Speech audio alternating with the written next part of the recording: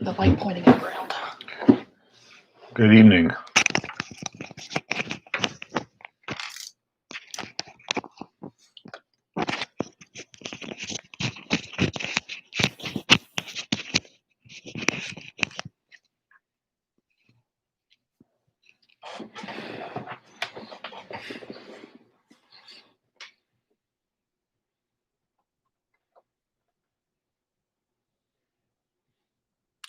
Good evening.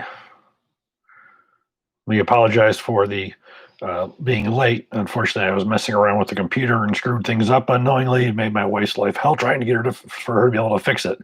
So that's my fault for messing up with the computer while we're late. Hey, Brent.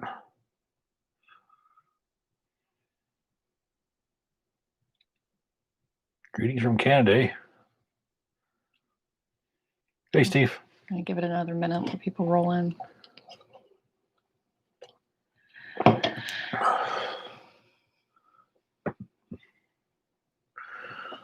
Yeah, virus is pretty bad in Texas here. So one of my good friends just came down with it.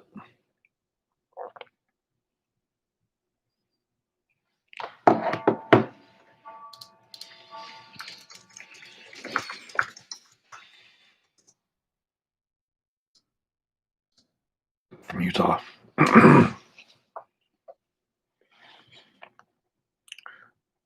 Oh, we got a Marine. Hoorah.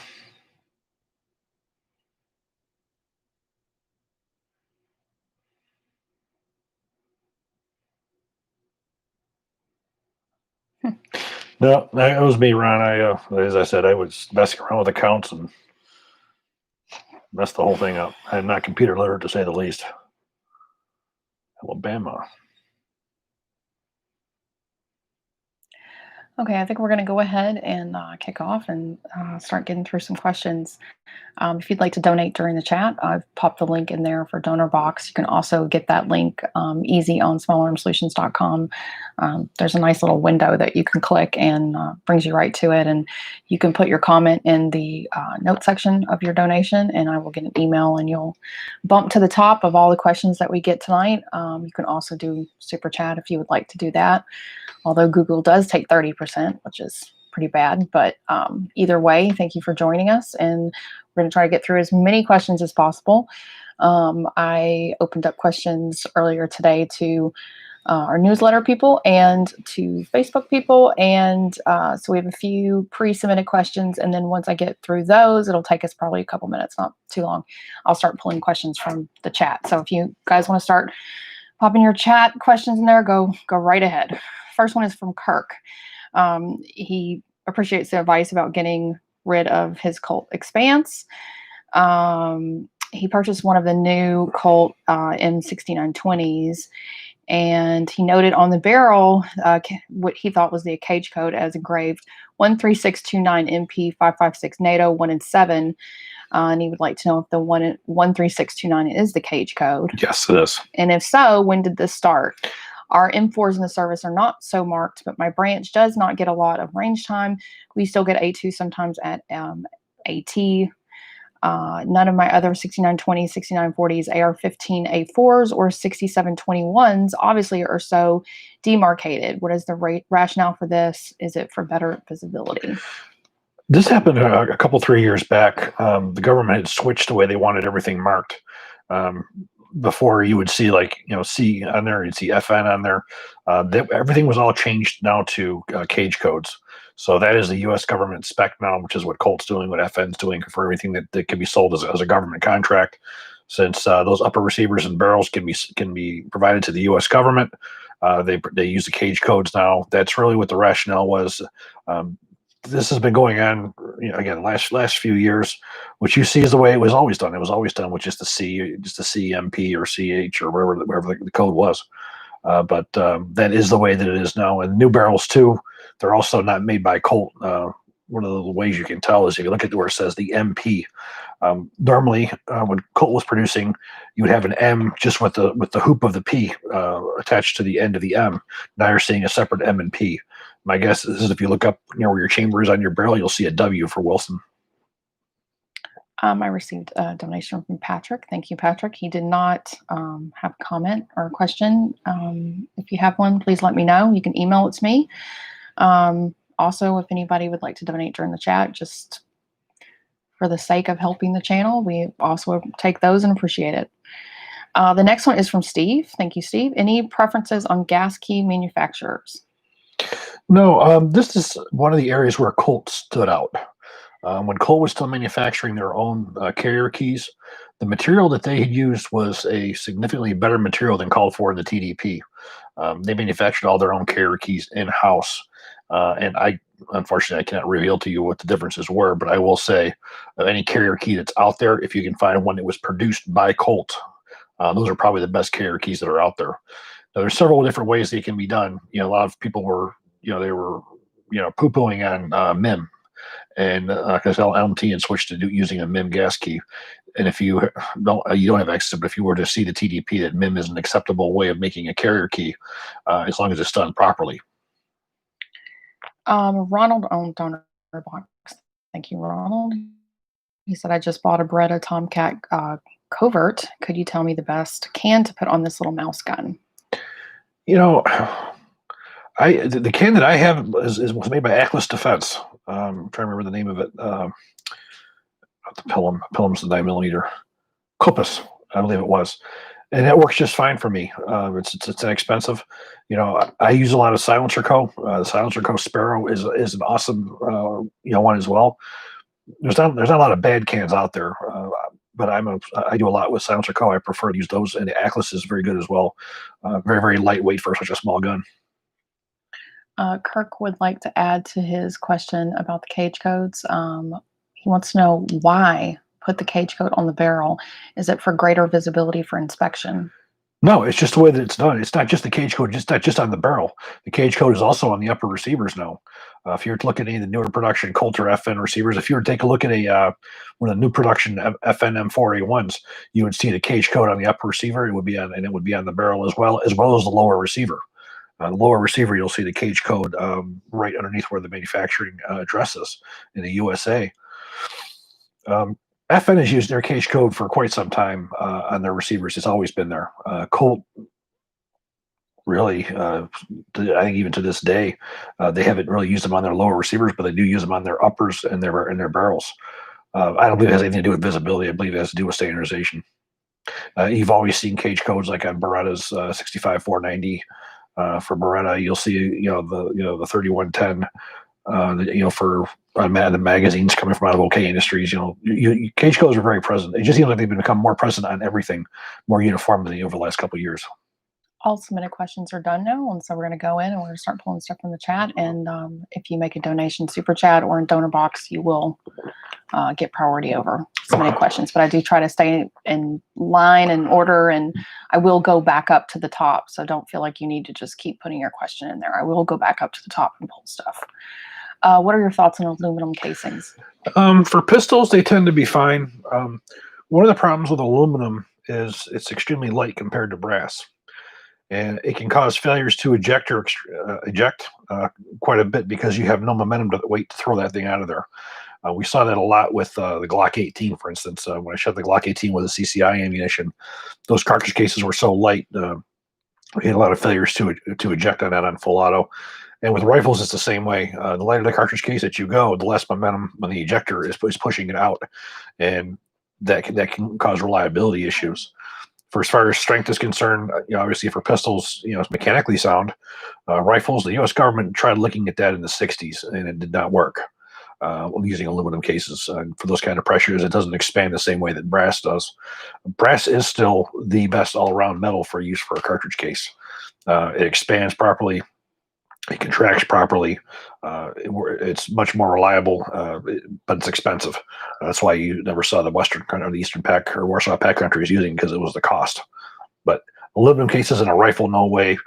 For a semi-automatic pistol, fine. But those are the risks of it being too light. It just can cause problems with the fighters to eject because of the low mass. Any upper receiver without forward assist that you'd recommend? I plan on building my own AR. Sure. In fact, you go right to Aero Precision. They make a beautiful one. I'm not sure anybody else who's doing it, but I built several rifles off of those receivers. But yeah, you go right to Brown or to Aero Precision, you get that.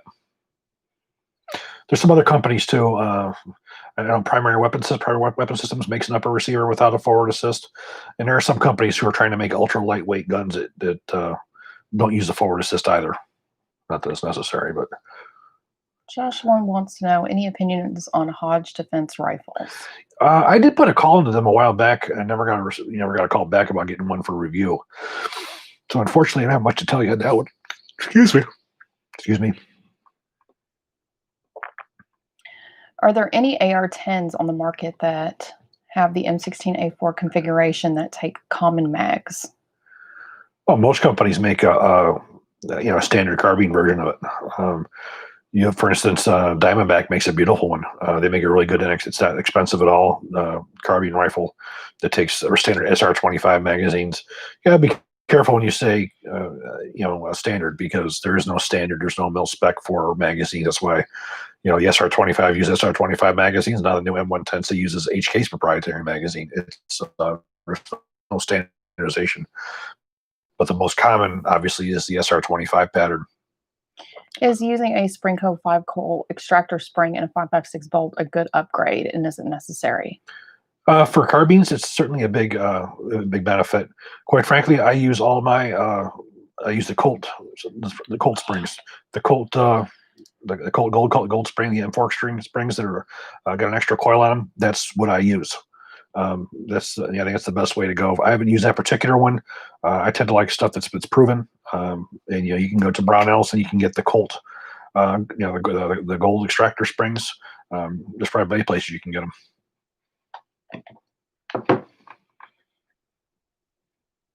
So you just snipe one. Robert says, "Live long and prosper." How's that go? I've never been a Trekkie fan. Well, I just know where it came from. I like the. He does watch it. I like the next generation and forward. I never really got into the original. I like Star Wars, but yeah, not that you were curious. Walter says you look slimmer, and have you lost weight? I don't think so. Any issues with the CZ Brand 2 magazine release? Seems they might have issues over clearance inside the mag well. I've had no issues with mine. I can tell you that. I put a lot of different magazines through it. So I've heard of no problems, and I have had no problems with mine. And mine's got a good number through it. In fact, the last time it took out, we went through 1,000 rounds, just as fast as we could go through it. Not a single issue. Lots of different magazines. That's a very well-made rifle. Very well-made rifle. I feel like I'm going to have a lot of people I'm going to have to kick out tonight. Well, she's sniping tonight. Justin says, "How about a crime series every week?" He doesn't. I don't think he loves it as much to do it every week. I'm lucky if I can get him to film it once a month. Yeah, I mean, we have Brandon the Gun Room has definitely been keeping us packed with crap guns. So I mean, I do have several of them over. I do have still several to do here. We got a nice Charter Arms ready to go next. We got some a Star revolver, or sorry, a Star 9mm here. We got some Caltex. So yeah, we got more here. You'll see more. Yeah, hopefully you guys enjoyed. I decided to put in a little bloopers at the end of this last one that just went up, just because we had so many things that were going on. I don't usually laugh while we're filming. It's usually pretty serious, dry content that we're creating. So when he just said it's the crap of crap, I just fell out laughing. I was just like really, that's. And then I even stopped in mid-sentence and when he said, let's see how well it performs at I was like, did you really just, and he's like, yes, I did. So, especially when the spring, I don't know if you guys can hear me yelp from the back, because I'm lucky he didn't take my eye out. It was dangerous. We were also lucky that we found it. Thank you, Adam. Do you see any point in lapping the upper receiver where the barrel extension sits against to true it when building a precision AR? It certainly doesn't hurt. I have the tools here, and believe it or not, I never saw the point in doing it. Um, I know a couple guys who do a lot of custom ones, and they like to do it. I haven't seen the need for it, especially when you're buying quality receivers. I just think it's just an additional thing that, yeah, you can do it. Will it hurt? Absolutely not. Is it necessary? Probably not. Brian says, I love the Chrome series. It makes me want to get those guns just for the story and for a paperweight. The bloopers made my wife and I laugh. I don't know if you actually said that under the actual video, because I did remember reading somebody say that they would love to buy one just as a paperweight. And I was like, that actually might be really hilarious. Like if you're a gun enthusiast and you have a desk in an office like that, and that might actually be Well, pretty Brandon funny. said after he saw that the bullets that hit sideways, he said that gun's a keeper. He's keeping it. Well, it can do tricks. So Resolute wants to know, soldiers load mags 29 rounds on M4 M16 due to difficulty mag change if bolt is forward. Any attempts to address this issue in firearms industry? Well, let me explain why that happens. The way the magazines were designed, the GI magazines, they're designed to put 30 rounds in, and they have little takes, so it's very it's basically marine proof, so you can't put an extra round in there. The problem is the way that they went about doing it. They made it so it made it difficult on a 30-round magazine to insert it easily with a closed bolt. So the GI magazines, traditionally, all the steel magazines, all the aluminum magazines, they would download one round, so it would be easy to change out magazines with the bolt forward. If you're to load from the bolt lock to the rear, it don't make a difference. Now, other companies have corrected that. If you look at, for instance, PMag, Magpul, 3 rounds, no problem. Most magazines are 3 rounds, no problem. And do you download to save on the spring? No. The spring has nothing to do with it. The only reason why they do that is because they want to be able to insert on a closed bolt easily.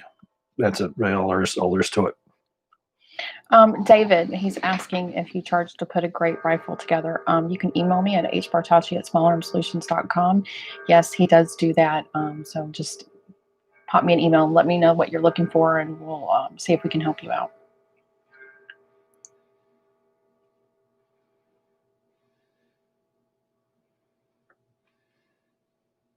How would you rate the original Stag arms then after they were bought out and now since they're moved to Wyoming? I have only reviewed a couple Stag arms rifles in my career. One of them was a 308 and one of them was a regular 5.56. They weren't remarkable. What I mean by not remarkable, there was nothing to set them apart from anybody else. They were good quality. These are ones that were made in Connecticut. I haven't seen anything that was just since they were made in Connecticut. There's a lot of rifles that I'll say were remarkable and not remarkable, and it's not anything negative. It just means they're a basic type rifle, nothing special, nothing stands out, a basic military grade M4. But no, I haven't seen any of the ones that are coming out of Wyoming.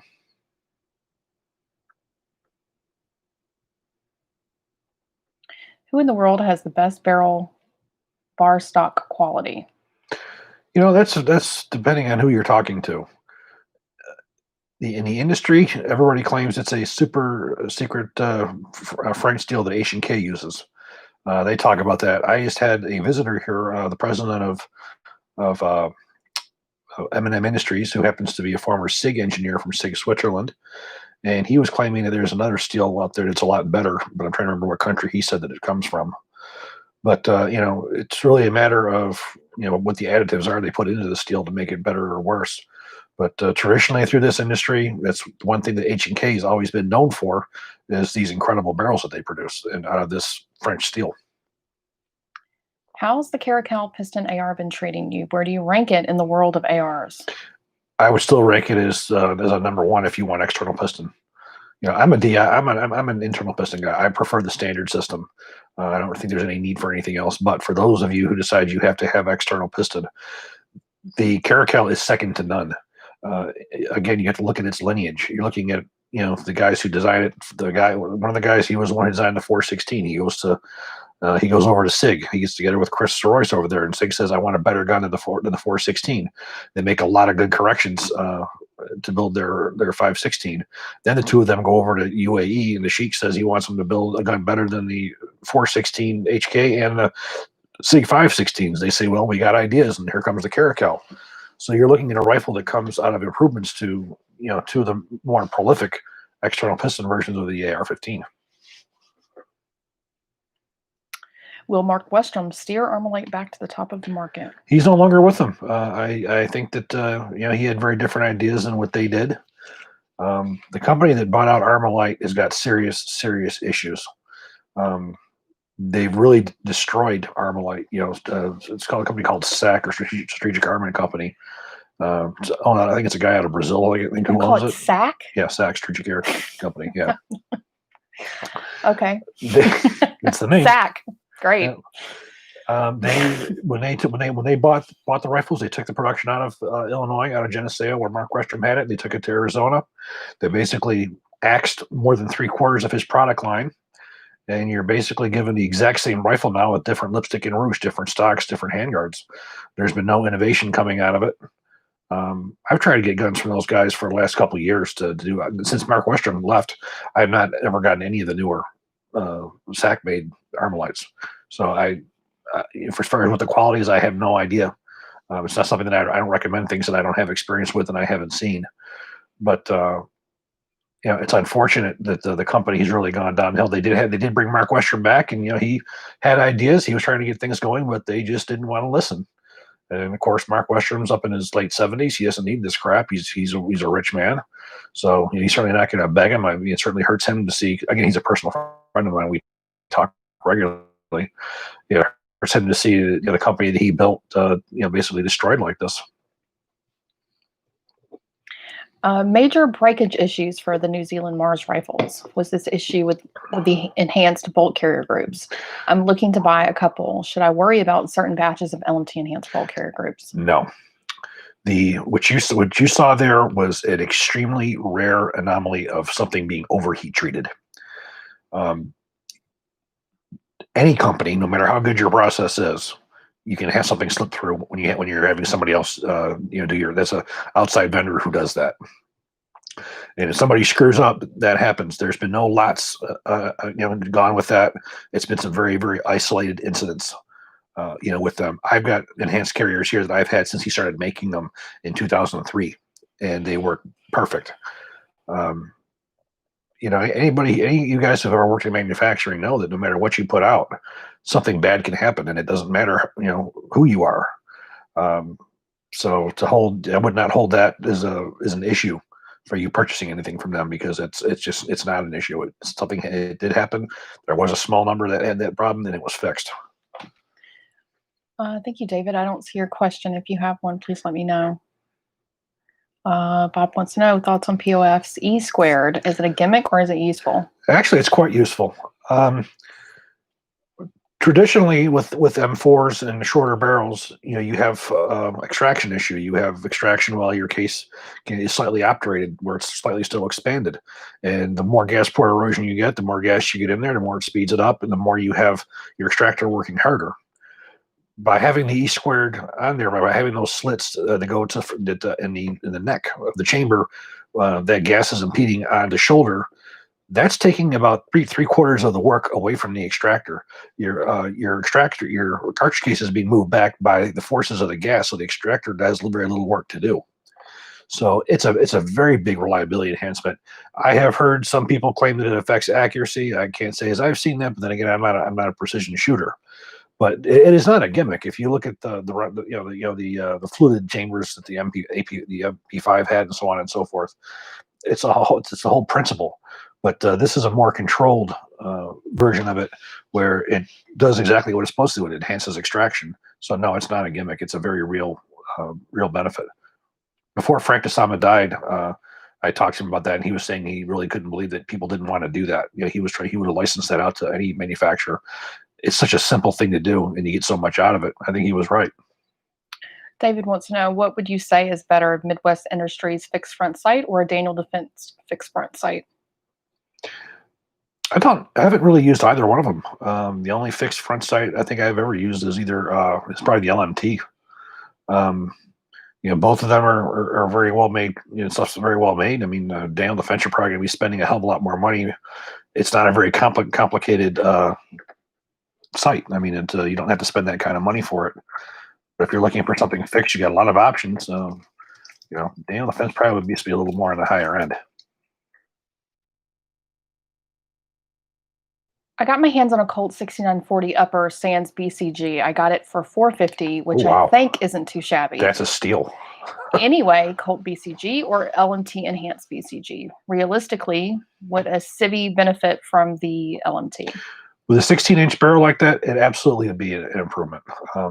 The 6940 gives you the benefits of having a straight gas tube, which is a major enhancement. You still have a carbine length gas system, which is exactly what the enhanced carrier was designed for, with a 16-inch barrel. The bolt, the enhanced bolt would be an enhancement for any rifle. Any rifle would benefit from it. That's how good it is. But in this particular case, the carrier would also be warranted. You would stand benefit. That's a killer deal. That upper receiver is usually at least $1,000. So that's actually a killer deal for 6940 upper. Blitz on donor box. Thank you, Blitz. He wants to know, is there any big difference between a heavy barrel and a fluted heavy barrel besides weight? Just trying to figure out what a SOCOM H-bar fluted barrel is. It's funny because, LWRC's been doing that right along in their individual carbine that they had. But basically the whole point of the fluting is decreasing weight by having those raised areas there to disperse heat. So basically you're giving additional bearing surface, for the heat to dissipate. It is certainly strong. It's definitely stronger than than the original barrel. It gives you the additional strength and structure, and does give you some cooling benefits, especially for a light support weapon with a lightweight carbine barrel. It wasn't designed for it. It would overheat because it's not designed for that. The SOCOM barrel, that's the barrel it should have had to begin with when it was issued as a primary weapon to infantry. It's the barrel it should have had. That deals very good with the ambient temperatures and heavy heat. This is just another step forward. To increase it, better by giving you the same strength of that heavy barrel by lightening it up quite a bit. Hey, Adnan. Hey, Adnan. Good evening. Every design has pros and cons depending on intent. That being said, why is the perception that piston guns are more reliable than DI?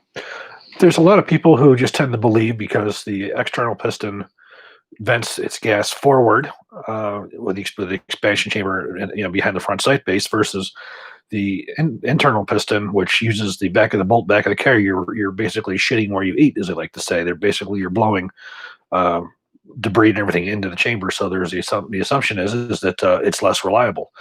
I don't believe that for a minute. Using modern propellants and normal maintenance, I don't see any benefit in, other than going an extremely short barrel. Just the way the pressure curves work on extremely short barrels, the external piston tends to be a little bit better on the 10.5 inch and below. Not that I ever would recommend anybody use anything less than 10.5 inch. I would never go any less than that on a 5.56.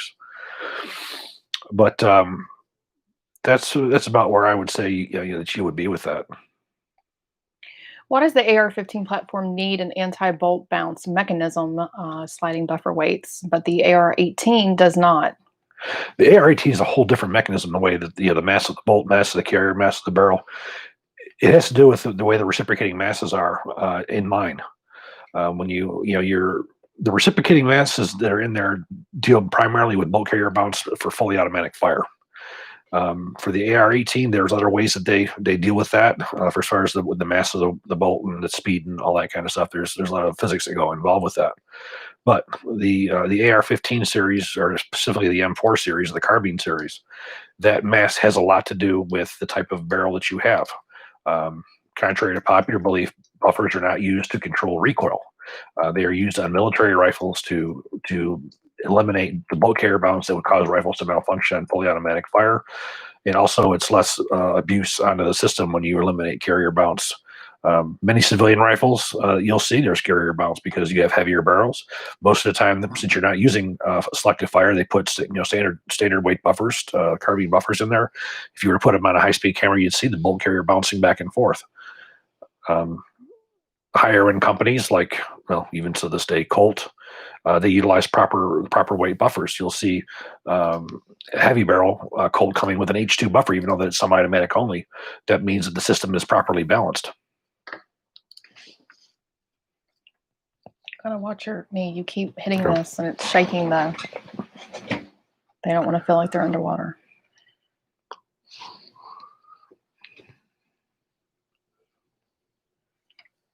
Have you ever heard of an FN SOCOM 14.5-inch barrel coming with a gas port drilled too small? I haven't heard of it, but it's happened with other manufacturers. It's very common with manufacturers who don't have military contracts that have things that are checked over to swap out barrels. Say you're making a 16-inch, and you switch over to a 10-inch or whatnot, and not change the gas ports. We saw that at Colt. I've seen that, in some prototype rifles I've been given. Hey, they put the wrong gas port on there. It does happen, so I wouldn't say it has anything to do with the manufacturer. But you will find that occasionally when they switch over from one barrel length to the other, somebody forgets to make that change on to make that change on the gas port. David wants to know where, I guess it's supposed to be why are M16A1s black in color?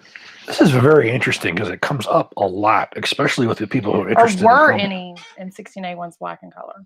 Yes. Some of the later ones you'll see a charcoal black, never the jet black. From the beginning of the rifle to throughout the M16A1, you saw some different shades. You saw the original charcoal gray, the Colt gray, and you'd see some that were flat, some are more shiny. And then once you got into the procurement of the M16A1 into the A2, you would see sort of a greenish tint. Then you would see going into a charcoal black, and then you see to what we have right now, which is whether it was a charcoal gray or a matte gray or whatever it was. The black that we know today, no. And oddly enough, manufacturers today, anodizers, have a hard time doing what they did back in the 60s. Any of you who've tried to do any kind of retro rifles you've seen, good luck trying to find a company that can do Colt's charcoal or Colt gray. The only company that I know that can do it is US Anodizing, and he only does large contracts. But I've tried several different anodizers. Hey, can you do this? They're like, no, we can't duplicate that. And it makes no sense to me why they can't. Colt Canada, Dymaco, just up until about 5 or 6 years ago, they were still having that color. If you look at Daewoo in Korea, they're still using the charcoal gray over there. You look at the Taiwan with 1381, they were charcoal gray over there. So there's still a lot of countries that still utilize it today, but here, no. Any experience or opinion on the Beretta 92 based Vector SP1 from South Africa? The only thing I remember about that was that it was unauthorized. So there was certainly a problem between Beretta and them. All I ever knew about it was that it was basically a reverse engineered copy. I've never seen any in the wild. I'm not sure if there's ever been any that have been imported. That's a gun I'd love to take a look at. I'd love to see what they did with it, because its reputation was always good. I had never heard anything bad about the pistol. So to take that particular gun and be able to duplicate it with the metallurgy on the locking block and the slide, and to get it right, it's a pretty good undertaking. Thoughts on the new spiral fluting from Picatinny? Actually, we just talked about that. It certainly will be a benefit. It's going to be a way to lighten the rifle up without sacrificing its durability, and for as far as overheating. I think it's definitely a good. There's so much more that still can be done with this rifle to make it better, and it's good to see. Colt never spearheaded it, unfortunately, but you're starting to see Picatinny and other places like that who are moving forward. Now we see to get him do a better bolt, and with a proper barrel. I mean, hell, you're really enhancing the performance of this rifle. It's not done if people want to still get to work and make some good changes. And I just want to let everybody know before I forget, I did complete patches last week, worked with the graphic designer. These patches are going to be a little bit different than the ones that we did before. We haven't done any patches in 18 months, and the ones we did before were the PVC ones of just the shield. And these patches are going to be the shield with the Small Arm Solutions name, and they're going to be embroidered. So they're iron-on, so you can iron it onto, a gun bag or a shirt or a jacket or something like that. So something a little bit different. I'm going to plop in the link to them. Right now they're available for pre-order. Last time I did patches, we sold out in the pre-order. So if anybody's interested, I would definitely tell you to get them now, because once they're done, I don't always know when I'm going to, make more So there's that if anyone is interested in that. Thoughts on the new production Colt revolvers, especially the new Colt King Cobra? I have not had a chance to really examine any. I've seen a couple in gun shops. You know, I'm very familiar with the older ones, and I think anybody who's seen the older ones will agree those things were absolute artwork. And I think anybody who's seen the new Python, they're comparing it to the old Colt. Never should have called it a Python. It's a different gun. You know, they totally redid the guts of it, the whole new trigger mechanism. It's hard to call it the same thing when you make so many changes to it. You know, Python 2 or something like that. I think it was a mistake trying to give it that name. The newer ones have had problems. I mean, Colt they've done demos where they've had light strikes because they haven't gotten their the hammer springs and everything correct. They've had you've had side plates coming unloose. They've had problems with machining. I mean, the newer guns, I've heard of a lot of complaints about them. So how much of a success they are, I don't think too successful. Velcro patches, that was the last one we did a year and a half ago. So I'm not sure when I will be doing those again. I decided to do this because it was something different. And so we'll go back to a Velcro PVC patch once these are done. But Chris had been wanting to see an embroidered one for a while. So it came out really good. Yes, they did. I mean, God knows it took me forever to get them to understand what kind of red we needed. Something so stupid. Andrew on Donor Box. Thank you, Andrew. Would love to hear your comments on the Canadian C7 as well as Colt Canada Demaco in general. Cheers from Canada, where my arrows are now illegal. I just did a video on the on Colt Canada called Colt Canada. I definitely recommend that you watch that. I am a very, very big fan of Colt Canada Demaco.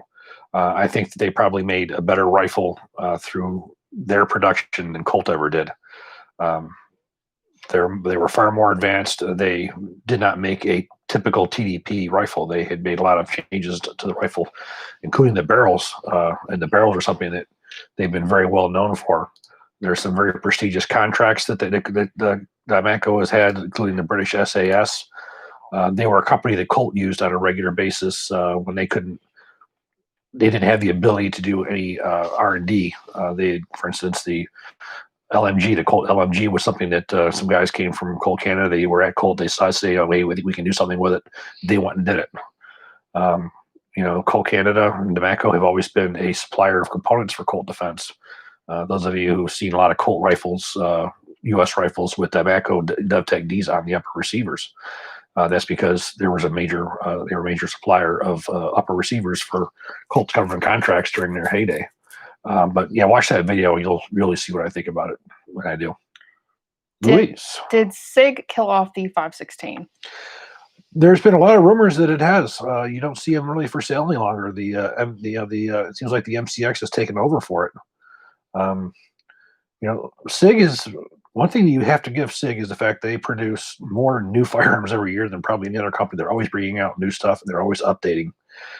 It would make sense for them to kill off the 516 because the MCX is theirs.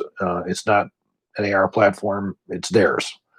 So I've heard those rumors myself. Does DI assist with blowing debris out and away from the ejection port? If so, was the one of the design's original purpose, or is it an accidental benefit? No, it's part of the way the internal piston operates is as the bolt unlocks, the gas rings clear the two large vent holes on the carrier, and you can see that debris and that pressure exit out on high speed film. So it does eject a lot of it. If you have surface dirt on there, yes, that the gas will blow that stuff out. I think it's part of the design. I don't think it was totally it, but it's part of the design. And that's sort of why people said that it was self-cleaning. Where the issues came in, it was behind that area, which is where the carbon would build up in the back of the bolt and back of the carrier, and the way that it would burn off, these bad lubricants. Where using good lubricants like G96, their CLP doesn't burn off like the original stuff did. But there's a lot of reasons why this gun works well dirty, and that's one of them.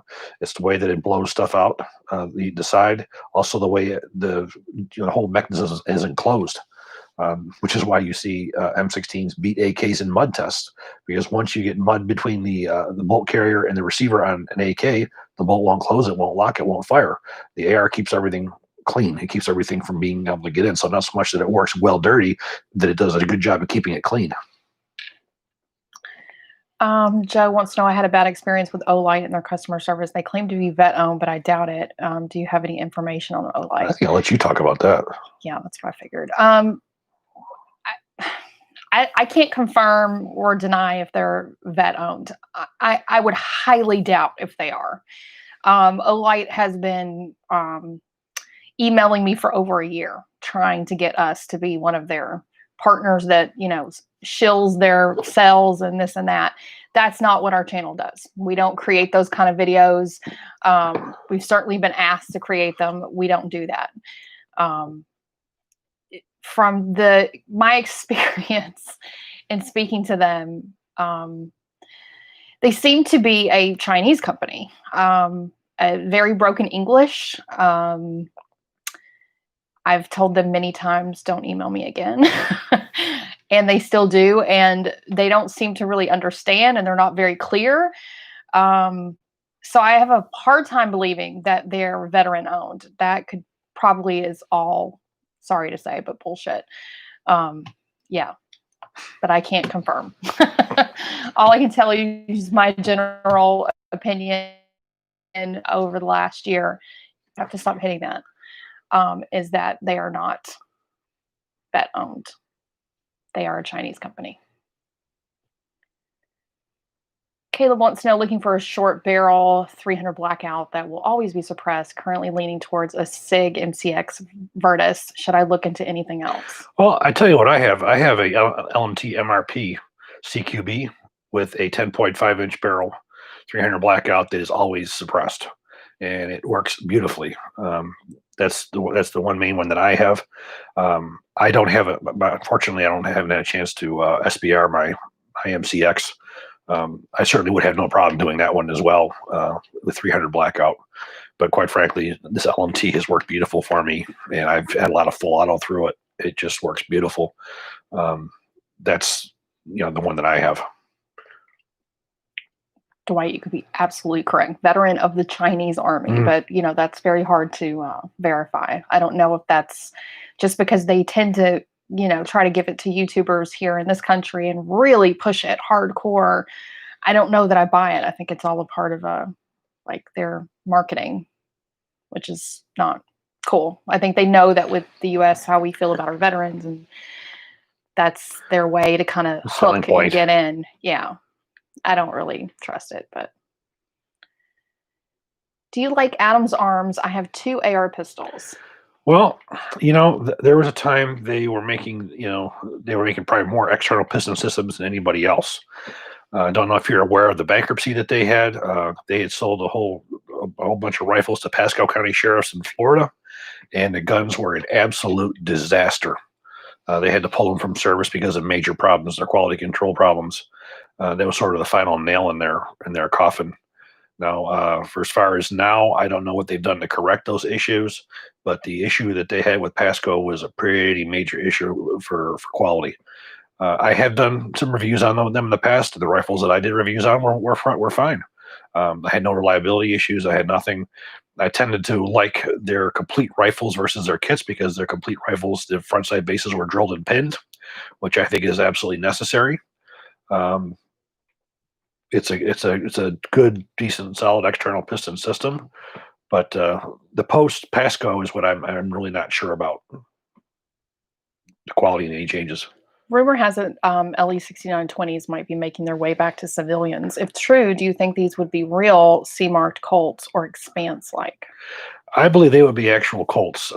Still not 100% made. Still not made with the major components out of Hartford. Still, you're going to see a lot of the parts that are going to be subcontracted out. But the ones that I've seen so far, they're what you would expect to come out of Colt. The Expanse was very, very blatant that it was not made in Hartford. Everything about it. The receivers, the receiver forgings, the shape of the cutting of the dovetail on the rail. I mean, all that stuff was just blatantly right in your face. This ain't Colt. The Colt 6920s that I've been seeing photographs of and everything, they have the cage codes on the barrels. They have them on the receivers, the lower receivers. I mean, unfortunately, the roll stamping is done. Everything is laser engraved now. I think it makes the guns look a lot cheaper than, but that's the way it is. With they're putting barcodes on them now to track them through assembly. I have no reason to believe the ones that you're getting now are not original Colts. If you were looking at LE 6920 from 10 years ago versus now, they're not the same rifle. I mean, those original ones that were made when Colt was still had their government contracts, it had all those parts made in Hartford. The bolts, the bolt carriers, carrier keys, extractors, in a lot of cases, the barrels, the upper receivers, lower receivers, that stuff was all made in-house. Now, it doesn't seem like there's a whole hell of a lot made in-house any longer. Any recommendations for a tactical light or laser for an HK45 full size? I've got a really nice Surefire that I like. I got on my USB 45 tactical. I don't have a lot of lights. I have, I have some of the original Glock lights, which nowadays are considered garbage because they're still white light. They're not LED or fluorescent. They're more just the regular old yellow light, which is nothing anymore. But Surefire, and I also like Insight Tech. I actually just contacted Surefire about trying to get some of their newer ones, and also this ultralight.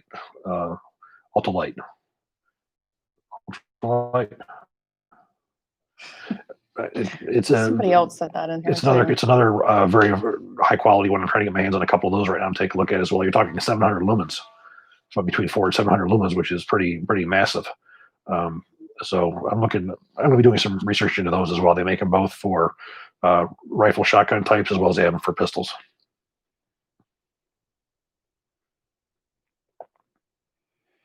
What's your take on the Radian AR? By the way, I love your shit. Been following you for a year now. Oh, thank you. The Radian lower receiver is perhaps my favorite in the industry. Back when it was AXTX, the rifle that I built that was sort of my ideal rifle was built on one of their lower receivers. Just the sculpture, I like the ADAC system. Everything was just beautiful about it. Then they decided they weren't going to sell the lower receivers by themselves, only full rifles, which was a horrible mistake. Told them that. When they introduced their upper receiver was very nice, but it was heavy as hell. So I guess I wasn't as interested. I didn't care as much for the upper receiver because of the additional weight that they put on it. Of course, AXTX is now Radian. Now, I did do a review on one of their rifles. You can go see it. The rifle shot very, very well. In fact, I was happy it came with an ASR mount so I could use my silencer co-suppressors. Reliable as can be. They did a nice job on their bolt carrier. It is a very, very well-made rifle, and you would do very, very well by it. As time's gone on, one thing I tend to appreciate is an ambidextrous slide, stop, and release on the right-hand side. That was the one thing that it didn't have. It was only a slide release on the right-hand side. The only way to lock it open was to hold the magazine release button in and pull the charging handle all the way to the rear. So I guess I probably more sort of push towards the LMT Mars over that.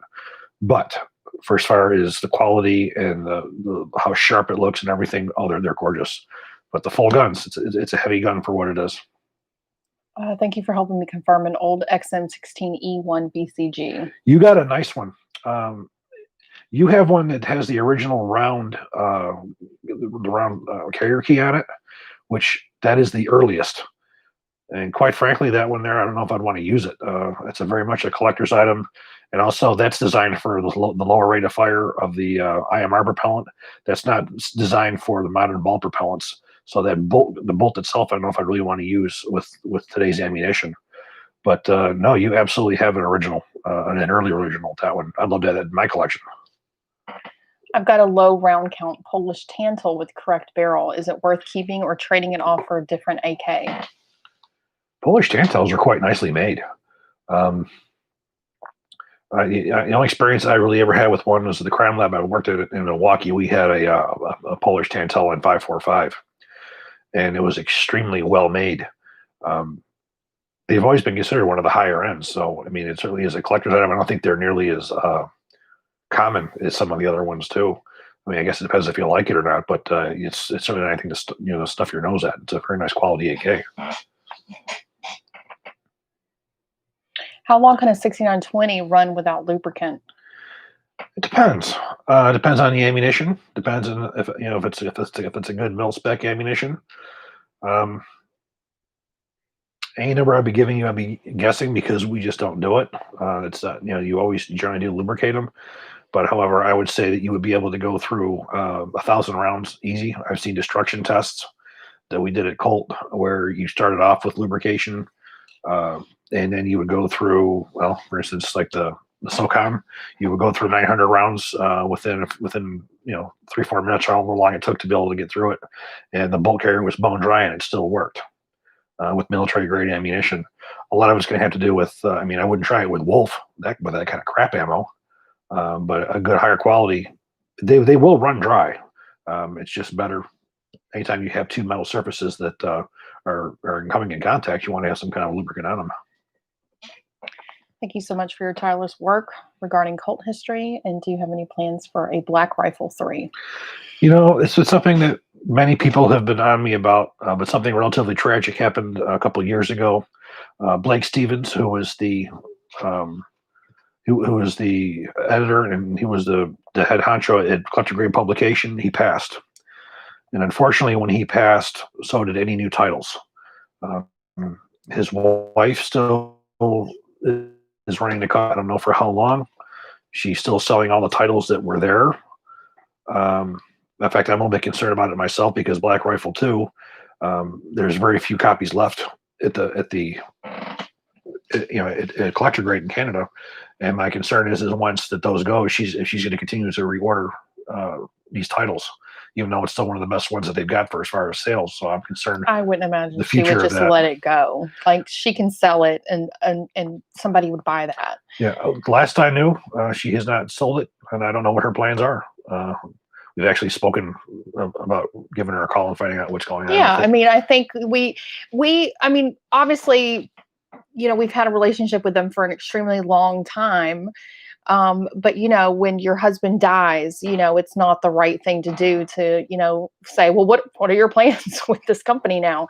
I think we just kind of wanted it to sit for a little bit, and then maybe we would find out along the way and maybe give her some time to figure that out. And so now I feel like it's more an appropriate time to have that conversation. She's up there in age too. Yeah. So, somebody taking it over, is she going to sell it? I can't imagine she would just let it go. The concern is for new titles too. Blake had a way that he did the formats for all of his books. He had, his style was in those books, and to find somebody else who would be able to duplicate that would be hard, and it would be terrible to see somebody come in and redo it and undo his legacy.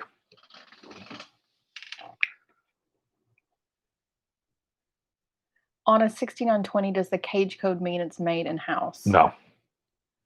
All that means is it was something that was required on the barrel to identify that it came from Colt.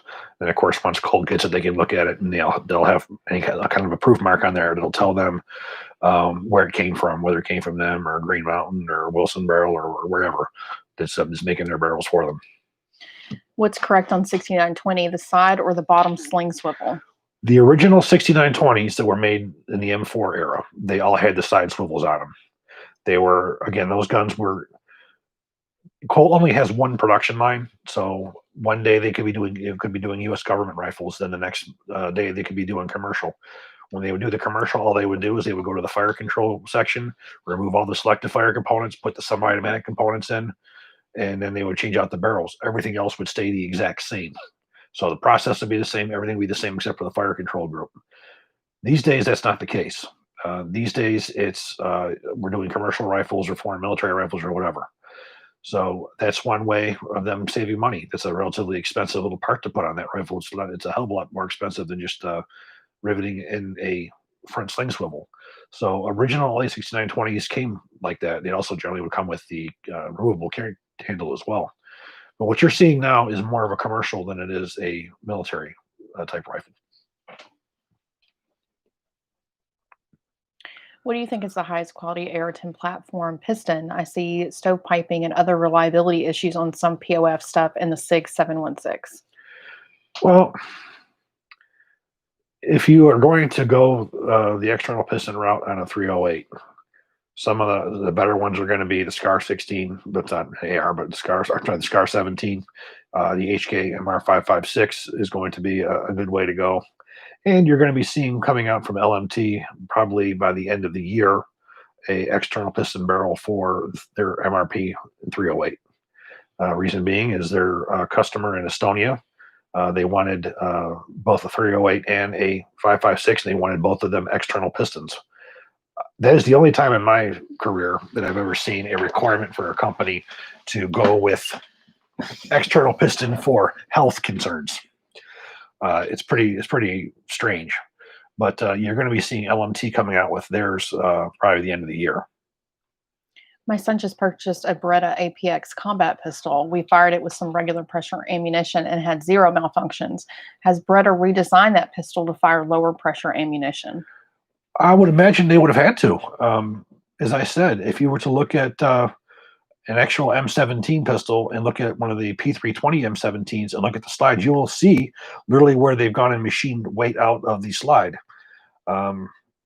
Either that, or you have to have an extra or a different recoil spring. Obviously, it's better to lighten up the slide.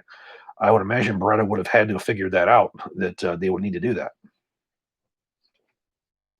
I haven't seen anything since that last one that I reviewed, so I'm not sure what changes they may have made. But that gun was designed for the XM17 program, and it was designed to fire plus P NATO ammunition. Is it harmful to pour water on a hot barrel, not red? No. We've had to do that before. Yeah, we've done that. I used to do that with Glocks all the time. Yeah. Your knowledge and presentation is top notch. What are your thoughts on the demise of para ordnance and the quality of Black Ops 14.45? Well, para ordnance, you're sort of getting into that 1911 realm, which is not my realm. The 1911 market was so damn saturated over the years. There are people coming out with the double column magazines. Para ordnance, they were at one time the only company that made the P12, the P14, the high capacity 1911s. But I don't know that market well enough. But to me, it wouldn't make sense. Who the hell wants a brick like that? An 1911 for fires 45 auto. To me, it's not something that I could ever get into. As far as the Black Ops 14.45, I'm not familiar with what that is.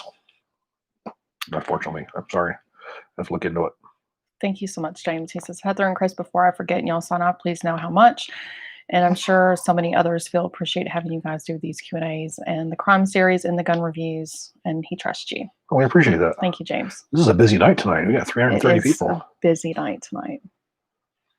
And before I forget too, hopefully you guys are good with Wednesdays. Unfortunately, we've had a scheduling thing on Thursdays for one of our children that would interfere with Thursday evenings doing Q&As. I did let everyone know on Facebook and newsletter people today, but in case you missed it, it is a permanent change. So Q&As going forward will be on Wednesdays.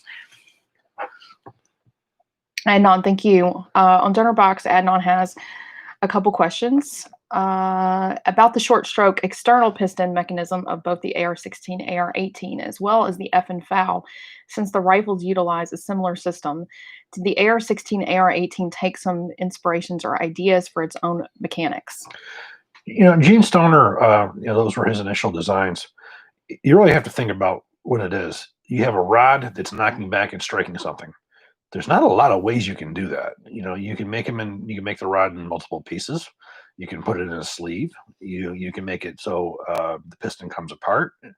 Really, these systems are not really that much different.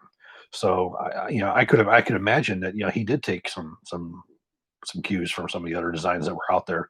You had the Sturmgewehr, you had Tokarevs, you had you had several German rifles and Russian rifles that were semi-automatic that used short stroke and long stroke pistons. So I would imagine he probably got some of his inspiration from those. The AR-18, the way it was the AR-16, the way it was refined and then made into the AR-18, it made one robust, durable system. Although that the AR-18 was a failure, as I said, like my video we have on it says, it's the most successful failure. And it was because everything that we have today that's based off of short stroke and long stroke piston adheres to the AR-180 or AR-18 or AR-16. His second question is going back to Mark Westrom's AR-10B rifle that took a modified M14 magazine for its receiver back in the early 90s due to the assault weapons ban. You'd mentioned in the past that supposedly those particular magazines were stronger than compared to the KAC SR-25 mags. Mm-hmm. Besides that, they were made from steel instead of aluminum. And how else was the modified M14 more reliable? Mark Westrom, if you were to ever talk to him to this very day, he will tell you that he felt that the M14 magazines were far more reliable than the SR-25 type magazines, especially what was available back in those days. He basically modified the angles of the feed lips. He removed some of the material in the back, so he could place in his follower, which had a spring-loaded area pin that would engage the bolt catch. And he eventually did make his own. When the ban let up, he made his own M14 type magazines that were for that rifle. It was a very, very durable magazine. Like I said, I talked to him today. We still talk about it. He was very upset when SAC decided to eliminate it because the standardization of the SR-25 magazine. The M14, for all of its failures, as far as I'm concerned, the magazine was not one of them. But of course, the AR-10 made it so it was you pop it straight in rather than had to cam it in place. So there was a little bit of work that had to be done, but it was steel, it was strong, and it was durable.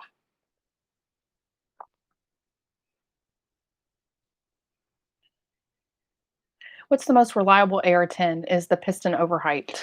I think external piston is exactly where I would not go. If you there's absolutely no question, just in physics, when you don't have that operating rod smashing back and forth, it's disrupting the barrel harmonics that will affect accuracy. Now, my go-to rifle, I have one of the LMT MLSs with the 18-inch stainless steel barrel. I don't think you can get much better than that. That is about well, maybe the last group that was shot, I think it was shot by Henry from 9-Hole Review, was 0.88 inches with Black Hills 175 grain M118LR.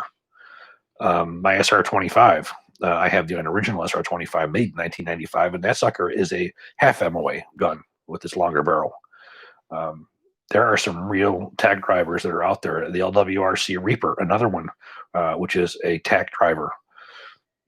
I haven't had the luck with the SIG and with the HK for as far as that degree of accuracy that you're seeing out of the SR-25s, the LMTs, and the Reaper. Now, there's a lot of rifles out there that have very well-made barrels where you can definitely achieve that. But on a regular basis, I can't beat this little LMT I got here with that 18-inch barrel, stainless steel barrel. What was the original purpose of pinhole used for bottom sling swivel on a recent 6920? Say it again? What was the original purpose of the pinhole used for bottom sling swivel on the recent 6920? Wow. I'm trying to visualize that. Basically, you have two slots to put a soft sling. I know that. And then you do have a regular sling mount on the bottom of a standard M4 mount or M4 stock. I'm not familiar with any other ways. Tian, if you want to elaborate on that, I'll throw it back to him. Which Glock 19 should I buy? The Gen 3, 4, or 5, and why? Well, the Gen 5, I think, is certainly worth it. It has a lot of corrections on it. Granted, many people out there don't really understand that there are a lot of changes on the Gen 5. It is not the same gun in lipstick and rouge. The entire trigger mechanism has got a lot of redesign to it. One of the places where the Gen 5, I think, is very important is the way that the connector spring works.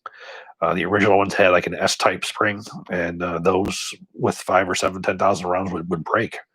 They've reversed that and have it a different way now, where that is significantly more reliable. Those of you guys who like ambi parts, you have an ambi slide stop on it. You have a better barrel. With Marksman barrel definitely offers a little bit more inaccuracy. I would see no reason not going with the Gen 5.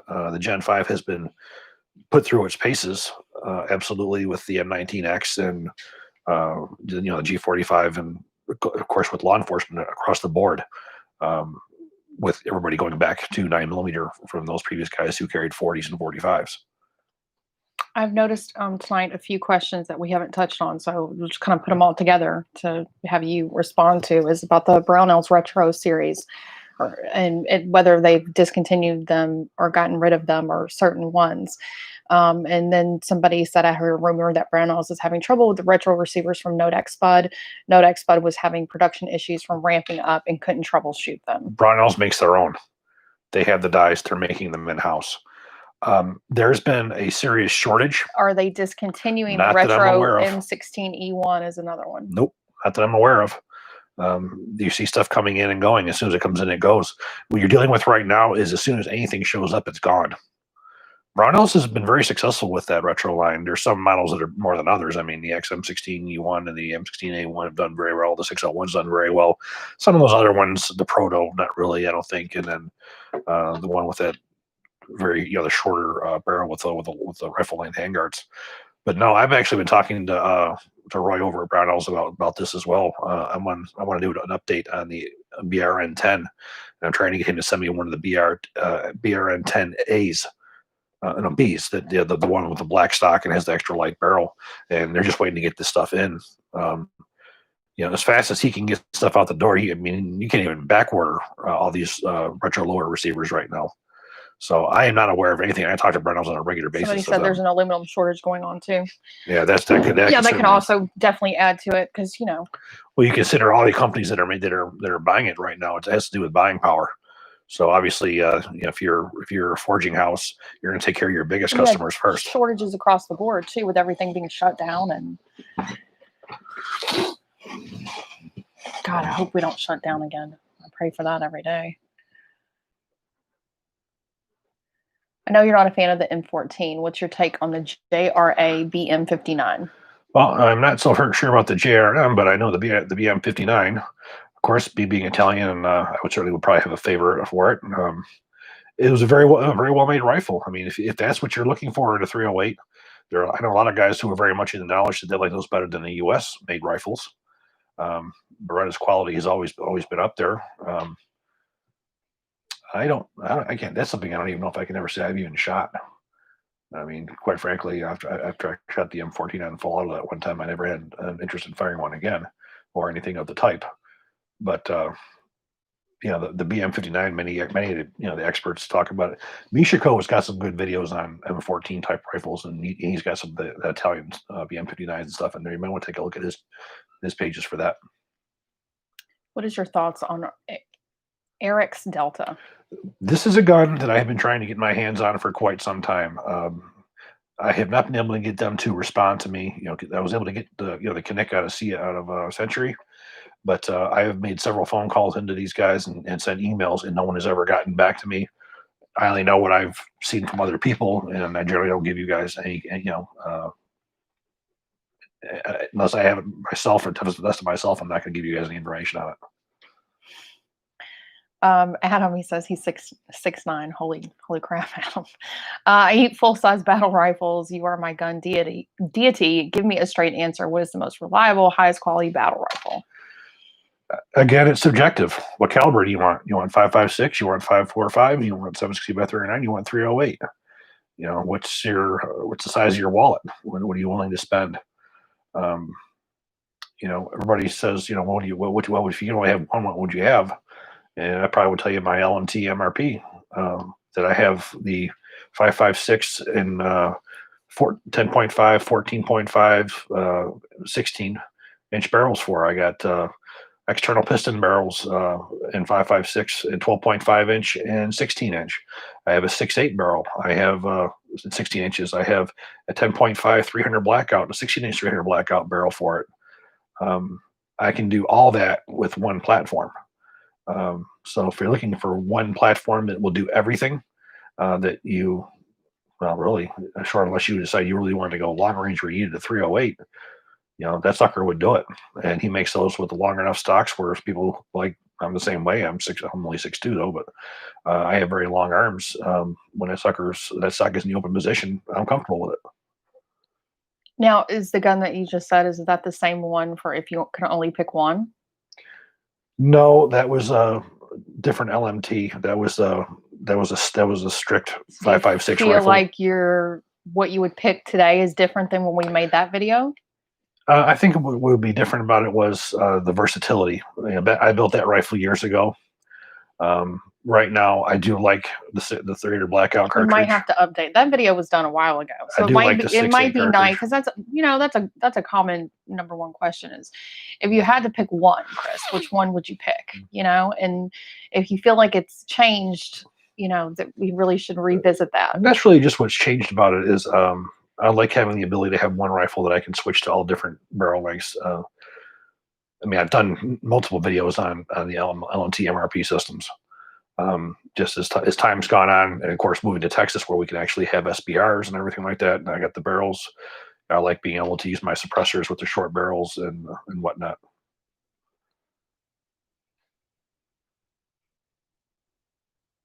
Will you review the Sig 716i tread? I have it right behind me. I've already done a couple rounds with it. It needs to go back out to the range to do the final target. But yeah, I have it right now.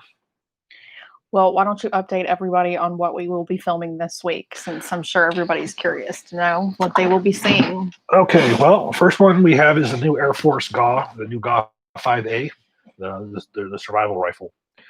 We have that one. We will have Black Rifle Arms 7.62x39, and we're going to be talking a lot about the ARs chambered in 7.62x39 with the issues with ignition and magazines and so on and so forth. Let's see, we're in the 350 Legend. We're going to go over the 350 Legend with the Rock River Arms rifle, which is quite interesting. We're going to be doing the Banshee and 9mm. We're going to be doing the new P365. There's a competition type model. Unfortunately, the exact models is escaping me. It comes with the Romeo red dot on it. It's very, very, very nicely made. And if I get to the range on Monday, we're going to be having the new HK SP5 with the S&B Tactical PDW brace, which I know a lot of people have been waiting for that one. We also have a Rifle Dynamics. If I get back out to the range, the Rifle Dynamics 7.62x39 AK. Let's see, and two other ones that we're working at the moment are going to be it's going to be a two-part series on ARs on a budget. We're going to be going over probably 5 or 6 different rifles that are basic M4s, all well under $1,000 that you can buy that would be excellent building block rifles. All ones I've got a pretty good amount of experience with, and I think that are really good rifles for personal defense or somebody who wants to start off with a basic rifle and then build on that. And we're also going to have a two-part series on magazines where I look at 40 different types of magazines and give you guys a little bit of a rundown on pretty much everything that's out there for Stag type magazines. Okay. How are non-Colt ARs designed? Are they reverse engineered, or is the data pack out there? No, it's all reverse engineered. The original drawings or the technical data package has always been owned by Colt. How a lot of the stuff sneaks out is the companies get U.S. government contracts. They're given pieces of that TDP, and they're signed NDAs where they're not supposed to release it, but somebody steals it and the information gets out. Most of your reputable companies, they'll reverse engineer the entire rifle, come up with their own TDP. Companies like LMT, so they have their own, so they can build a rifle just as good, if not better. But most everything is reverse engineered, and you're to the point now where you have so many companies that make specific parts that if a company wants to, say, I don't know, say Radiant Arms, or I say any manufacturer they want bolt carriers. Rather than them provide a drawing to a machine shop and have it made, they just say, I want bolt carriers, and Microbest sends them a case full of bolt carriers. So the parts are already pre-made now. So it's a little bit different. But for as far as mil spec, to make that mil spec, you can meet parts of it, materials, stuff, and so on and so forth. But the actual plus and minuses and machining and all that kind of stuff, you really can't reverse engineer that perfectly, because anytime you reverse engineer, you don't know what you're looking at. Am I looking at the high end and low end of the tolerance? What can I do? Reverse engineering is not an easy thing to do.